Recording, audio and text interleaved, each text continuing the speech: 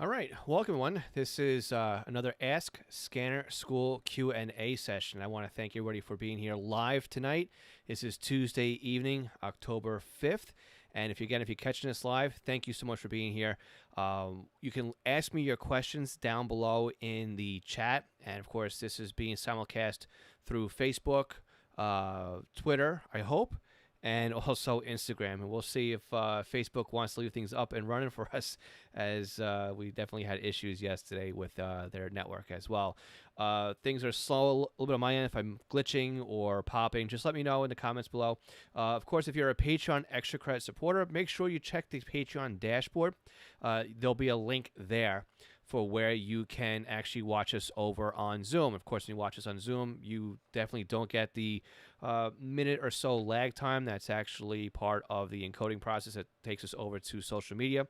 But you also get to hang out with everybody else who's an extra credit. Of course, you get to see everybody after this is all done as well. If you're catching this replay or you catch this as a replay, please feel free to at least say hi, leave me a comment below as well, and we'll make sure that we come back and answer any questions that you will happen to leave there as well. So we definitely ask that if you're finding some value in tonight's session, you give me a thumbs up, and also subscribe to the YouTube channel and ring the bell so that you know when we go live next. So again, we're sitting by, we're waiting for any questions to come in. And again, if you haven't checked out the podcast in a while, we are closing in on episode number 200. Episode 199 was recorded this weekend and is with the editors, and that is a very interesting podcast episode. And also, we are looking forward to crossing over the 200 episode milestone. So right now we have in chat, we've got Arthur. See you over there in YouTube. Arthur, great to have you in there from Sacramento, California. Also, we have over in Zoom land, looks like we've got Glenn, Jeff, Chris, Brian, Kenneth, Jeff again, the other Jeff, and Brandon as well. So good crowd over there. And Les just popped in also. Of course, you guys over there in Zoom, I've got you guys on mute. So it looks like we're not going to Twitter, but that was kind of expected. This is the first month that Twitter is actually changing things up. They actually sunset the Periscope platform, and I had to update Twitter. So even though I'm showing Twitter is online and being sent on my dashboard, if you're not seeing it, then I guess it's not working. But it is what it is, I guess. This is what happens when we start playing with live products. So let's see if I am on here. I see it. I'm on live on Twitter right now. I can see it. A little bit delayed, but it is there. So excellent. All right. So again, if you have any questions, leave them down below. I'll run through some things that we definitely talked about on the podcast that we did have come up.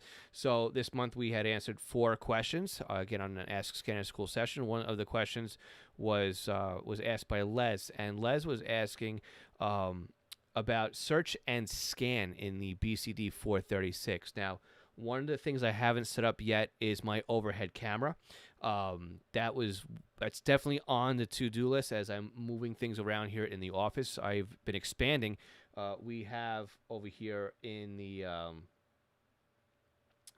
office now too. If I come over here, we have our iPad now set up, so I can actually come over here and start drawing on the screen. If I wanted to show you guys, say, here's there's a radio tower here that's broadcasting, and you got a radio tower over here that's broadcasting, and you got a little car in the middle, right? There's my rinky-dink drawings over there. But we have the ability now to show you in a drawing platform how things work.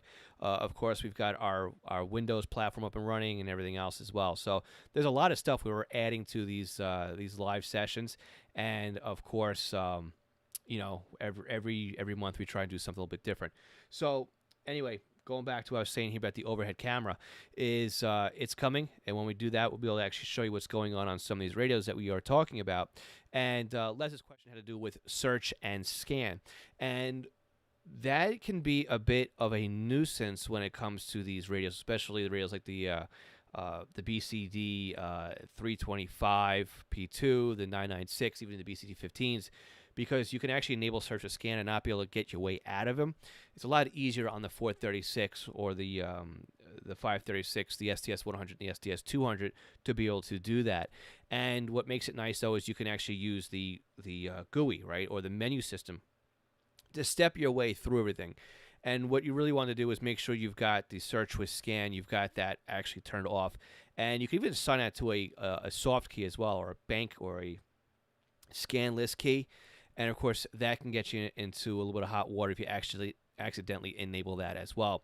So just by making sure you go through the proper channels on there and enable and disable that, then you can make sure you see that. So I'm just going through the Zoom chat here. I thought I had a direct message come in, but okay. So these guys, Chris and Glenn, you are sending direct messages, and when I see the replies, it looks like I was sending them back as well. So that is there as well. Again, go ahead and ask me your questions over on Facebook or over on YouTube. We should be able to see each other on both sides of the world. I know I am streaming over to Twitter. I just verified that. And of course, when my laptop shuts off, I can't get my feedback as to what is going on. So we'll see what's going on with this as well. Just trying to catch up on things on this end. Excellent. All right, so we got that up and running as well. A lot of moving parts here. There's a lot of things going on behind the scenes that I know you guys can't see. I got the iPad over here. I got the video monitor over here. I've got another one over here on the side that's monitoring the live stream as well as everything else. And it looks like, why is it showing it's delayed? That's why it's looking like that. All right, I got to get rid of that on this one. A lot of stuff going on. A lot of stuff. So it's definitely crazy. Some of the other questions that we went into was Garrett was asking this past month too about the California Highway Patrol and how they actually operate. And you know what? Let's christen the iPad and let's start talking about how California Highway Patrol and even New York State Police operate on their systems while we wait for some more questions to come in.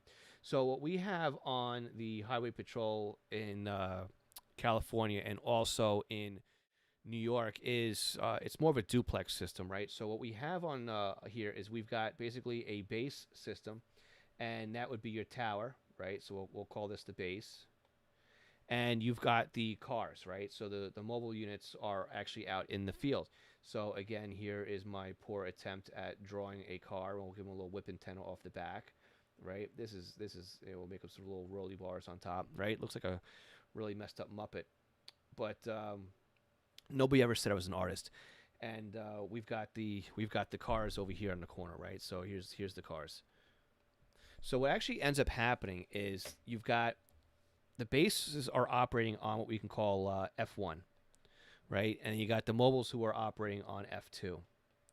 And what ends up happening is the base, when they transmit, will transmit on frequency 1, and the cars will respond back on frequency 2. So when you listen to this on your scanner, what you want to do is you want to make sure you've got both F1 and F2 in your scan list. And what makes this very interesting is, let me make another layer here so I can kind of turn things off and on here, is that when you set up your scanners, you not only do you want to have F1 and you want to have F2, but you want to make sure that the scanner is cycling through and is kind of going through a loop when it scans for a certain amount of time.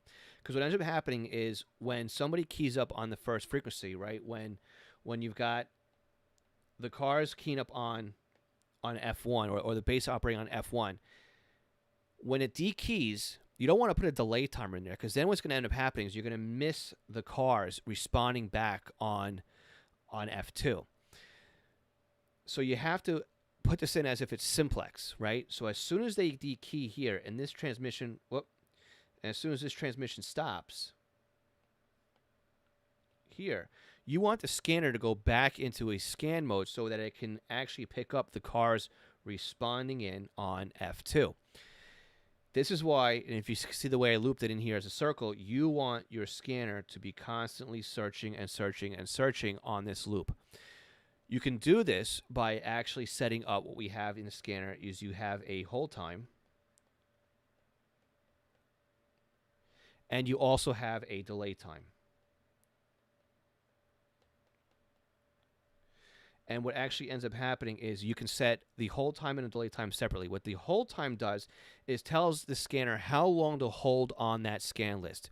So if you set it for 3 seconds on this list here, what ends up happening is it will cycle through on that scan list for 3 seconds after the last transmission. The delay time is actually the time it takes before. Let me erase this. I lost my eraser. Here's the eraser. So the delay time is actually how long the scanner will wait before it goes and scans into another talk group or another frequency. Now, again, this is how CHP and also New York State Police work, where it says that you can actually go back and scan another frequency. We want the delay time here to be set to 0 seconds. Okay, so what we're effectively doing here is, let me go ahead and just make sure I set in my eraser here so you guys aren't getting confused here with this as a 30. What we've got basically set up now is we have a hold on the PD scanning, right? So you hold the scan list for, say, 3 seconds, and then you add in a delay timer of 0 seconds. And this now allows the scanner to catch both sides of the call, okay? So, again, we're saying here, too, Carmen is right, where it says New York State mainly uses our other county systems out here, right? So that's the other thing we have to look at now, too. So this is typically the way that they're going to operate if they're operating on their own VHF systems or on California Highway Patrol on their low-band system. Now, what else happens here is we have to remember is now they start sneaking in another layer here. So we're going to shut this one down, and what we actually have is you've got the state layer, state towers, and now you've got a county system, a county trunk system, and the county trunk system actually has all these other towers that you can get on. Well, what's got more of a coverage, right? The one state tower or the very few state towers and the little car that's actually out here in the middle of on patrol? Or if you take the same car and you put him in here on patrol, now all of a sudden, as they're driving on the road, right, you can hand off from this tower, then to this tower, and then as you're driving around, right, my eraser doesn't work well. Boy, the eraser here stinks. As you're driving, now you hand off from this tower to this tower, all on the same talk group, right, on all of these towers, because they're all under the state, or actually they're all under the county trunk radio system. So this is another thing we have to watch out for when we're actually programming in our scanners. So we have to program in the state VHF, at least here in New York. You have to program in the regional trunk system. And there's also what they call extenders. And what the extenders do, and again, I would not recommend programming the extenders because it's a wasted channel basically on your scanner. But when you've got the car, right, again, my drawing skills are horrible, but nobody ever said I was an artist, right? And you got the little thing here. And he's pulled over on the side of the road, right? And he's got another vehicle here that he pulled over. So you got little stickman PD officer is now outside of his vehicle. Do you think he could actually talk back to base? No, because he's got a little hip radio. So what the extender is a trunk-mounted repeater.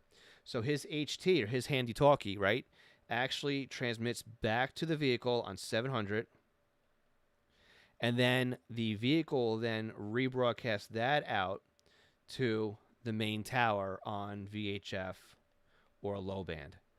Obviously, if he's on a trunk radio system that's on a county level, those are built out more or less so that you can be on the hip, basically, and communicate back, right? Those county systems are kind of built for like 95% or better of saturation, right? And they're built around that. Plus, you've also got voter systems and stuff like that.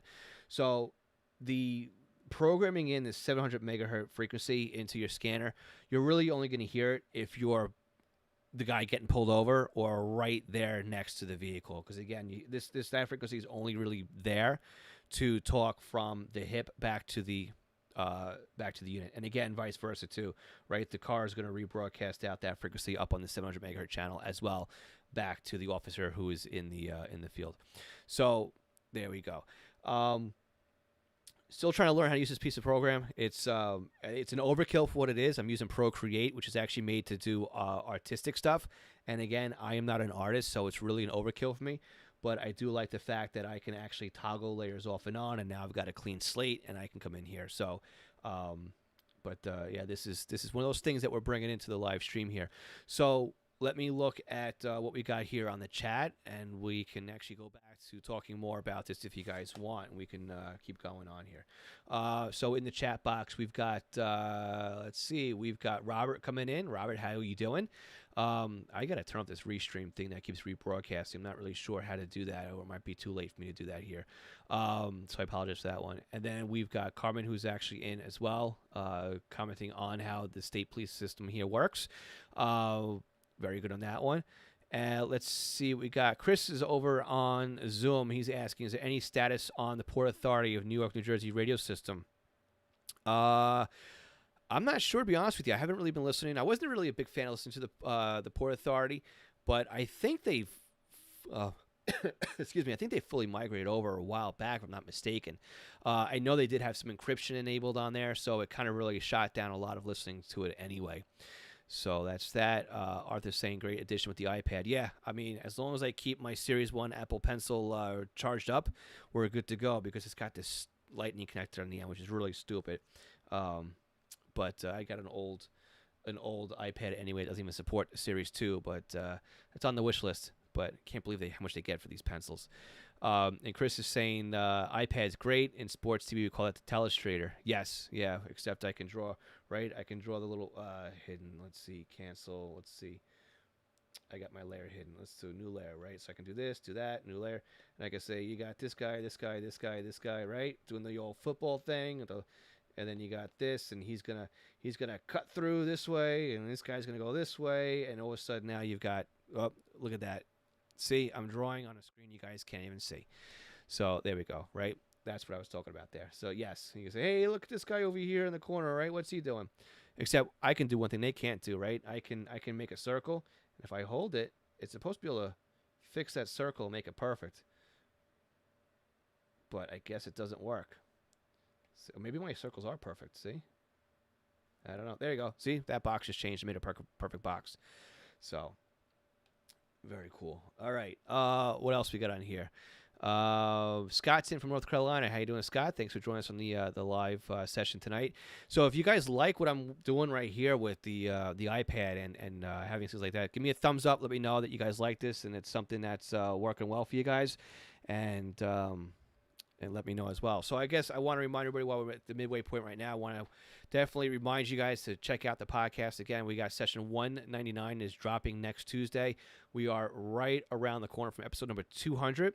And again, our podcast is there to give you a digestible, cut to the chase discussion on something new every week on the Scanner Radio hobby.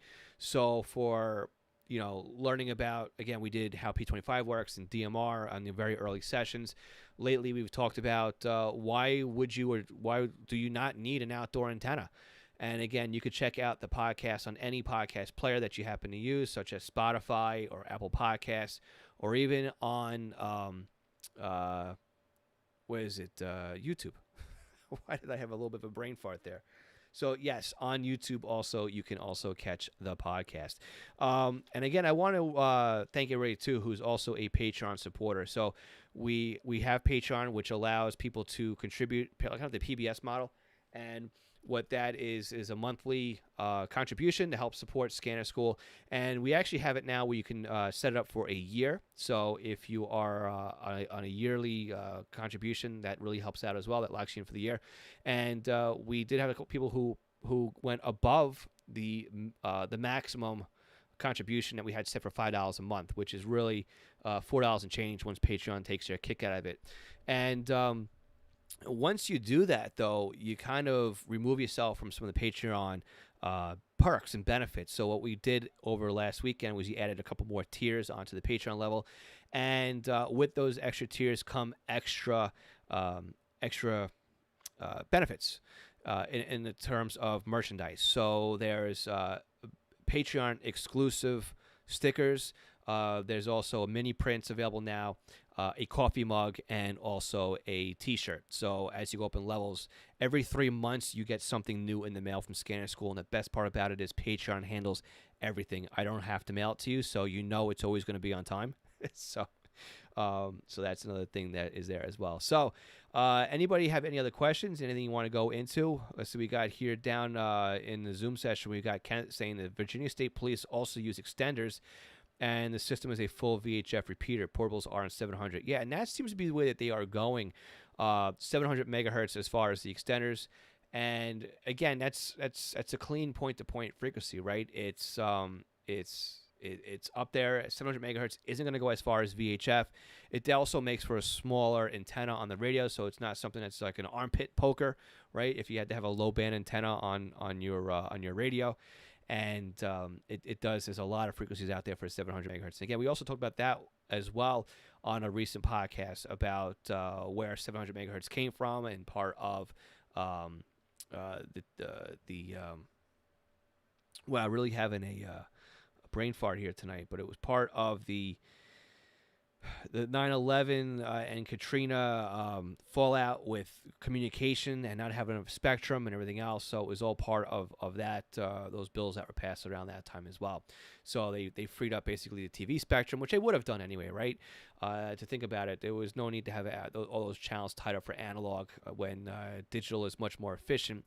Although people will argue that digital TV does not go as far as analog, and I think people have really kind of proven that is the case, especially those who love to do DXing and whatnot. And while the FCC is saying, no, it works just as well, I think we've seen that it doesn't work just as well. So, but yeah, there's plenty of 700 megahertz spectrum that has opened up from the old TV spectrum. And again, that's why a lot of, some older scanners, they just don't have that spectrum available to us. You'll see they stopped at around the 520. And then if you're lucky, they added in the 800 spectrum to do trunking or public safety with 800. But even, older radios, they stopped at the T-band, or they didn't even include the T-band on some older scanners as well. So you can see just how things progress through the scanner radio hobby. More and more features are coming into scanner radios as well. Something else I would like to give as feedback to you guys is today is the release of Windows 11, and I'm actually putting feelers out there right now for a future podcast episode to see if anybody has been brave enough to actually install Windows 11 on their computer to see how it works when it comes to see how it works with radio software such as Butel software or ProScan or software like that as well. I'm not brave enough right now to test it out. I really need my computer to program up what I have to program up and have to run live feeds and everything else. Even my software to find radio stuff, I need all that to work. I cannot have a down Windows computer. So I am sticking to Windows 10 for now, and we'll see what happens with Windows 11 maybe in a couple of months to a year, and we'll see how that goes. So that's that. So again, if you have any more last minute questions, that would be good to bring in here. We got about another 5 minutes left with you guys before we sunset or before we say goodbye for the evening and go over to our extra credit Patreon team as well. So again, if you want to be a part of that, make sure you check the Patreon dashboard. If you're not a member of Patreon, you can go to scannerschool.com/Patreon, and you can sign up right now. And if you sign up at the $5 level, then you'll automatically be given access into the live stream for tonight. That's going to happen when this one is over. Trying to refresh my memory too as to what some of the other questions were that came in. but I'm having a hard time thinking about what the other two questions were, because the other problem is I record these weeks in advance at this point, so it's hard to remember what the sessions were actually about. A sneak peek on next week's session, we are going to talk about the differences between handheld radios and desktop or mobile radios, and why you'd want to go one way or you'd want to go another way. So maybe while we're waiting for that podcast episode to drop, if you're catching this live, you can leave a comment below, and we'll see if you agree with what it is I have to say. Carmen actually just dropped a really good question. He goes, what is my oldest scanner that I still use? Let's see. One I still use, that's the oldest one. Actively using right now, probably a BCT 15. That's actually powered on and in use, but I do have some older scanners that I don't actively use. We have over here in a box over here to my side, we got some older scanners in there. I've got, say, a couple of old Radio Shacks, like a Pro 95.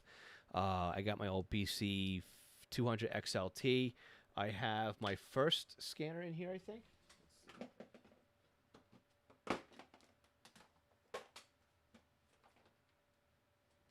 Yeah, I keep this one close by. This was my first scanner radio. This is a Fanon Slim Scan. Is it a Slim Scan or Fancom 6? This was kind of the same as the old Electra Slim Scans or the Bearcat Slim Scans. This is actually a Fanon Slim Scan. Love this little radio. This is what was the first scanner radio that was given to me. And what's really cool on the back too is, whoops, I can't see. I just had something pop up on my screen. But on the back, we got little stickers on here that tell me what is on each switch. And of course, very few of these are actually still in use right now. It looks like 4610, 4632, 4646 are all in use, and the others are gone. So, but yeah, there's the stickers, and of course, when you crack this open in here, we actually have our crystals, and this is what we use to set up and monitor. And again, I will actually be showcasing this. I have for when I do my YouTube coming up for 2022, we're gonna go really heavy into YouTube. And one of my very first videos is going to be showcasing this scanner radio. Of course, here's a little battery tray here. Unfortunately, I am missing this. I had it at one point, but there's a little power adapter that went on here, which is really cool. It was it plugged in on, where did it plug into? On the bottom here on the side. So this was where you plugged in the battery, and you plugged both in here, and it was another little brick that came out the side. So you were able to charge it and also power it up. It wouldn't work these days anyway because everything in here is all corroded. Of course, here's our auto and our manual switch through here. And, of course, you enabled and disabled the banks just by flicking. I know there's a light come on here, so you can't really see it. But as you move things up and down. Off camera, I've got Bearcat 101. I've got a Electra 3. I got a 4. I got a couple of old stuff. I've been starting to collect a lot of the older stuff too, since talking about my podcast episode on, are the collectors now starting to increase the prices on scanner radios, and it kind of depends what you're looking for and what you're grabbing. But yeah, that is a possibility because as people get older and they get some additional funds, then they start to use some of that extra money, I guess you can say, when they have some. I mean, again, two people are raising the prices on old Nintendos and Sega Genesis and the old PlayStations and stuff like that because people are trying to relive their youth and things they weren't able to get to as well. Chris is asking, any news on the Unication scanner model? No, Chris, no news that I can that I have actually heard about or could even talk about, even if I could. So that I don't have any information on that one except for the fact that Taiwan might have just put that out there a little too soon. Brandon's is asking, I was wondering if you could explain how the GPS feature on the Motorola radios work. I don't really have any experience on Motorola gears. I'm not a Motorola guy. I just never got into Motorola radio. So I do have some old Motorola radios though. I have a couple Max Tracks and like an HT 1250 or a 1550 and the CDM 1250s and 1500s, I guess they are. But other than that, I don't really have any other Motorola radios. Never really got into that at all, so I'm not really sure how it works on Motorola gear. So with that, guys, I want to say it's been a fun 30 minutes. And again, we will do this again next month. Make sure you leave me a thumbs up if you found value out of today, and make sure you subscribe. Dan, Mr. Motorola, I see you in there now. Yes. Yeah, I know. You love Motorola, so good to see you there tonight, Dan, as well. But again, make sure you guys subscribe to the podcast and subscribe to the YouTube channel, and make sure you ring that bell so you know when we do this again next month. For everybody who is not on Patreon, I want to say 73. We'll catch you all again next month. And for everybody who is a Patreon supporter, just hang tight, and we'll move things around, and we'll get situated over there in just a few seconds. Have a good night, everyone. Thanks again.